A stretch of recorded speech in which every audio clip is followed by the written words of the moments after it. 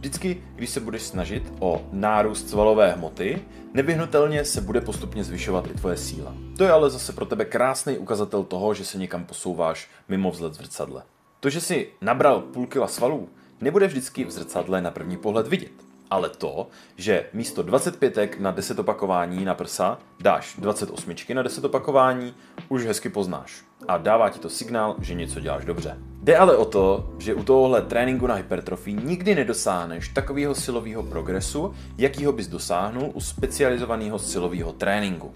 Stejně tak u toho silového určitě nabereš svaly, ale zase nebude to tolik, jako bys nabral u tréninku specializovaného na hypertrofii. A teď spousta lidí řekne, ale hele, podívej se na tohle trojbojaře. Ten sice cvičí na sílu, ale vypadá úplně brutálně a je velký. Jasně, to sice jo, ale pořád platí to, že kdyby se začal specializovat na hypertrofii a změnil svůj styl tréninku, tak bude ještě větší a bude vypadat ještě líp.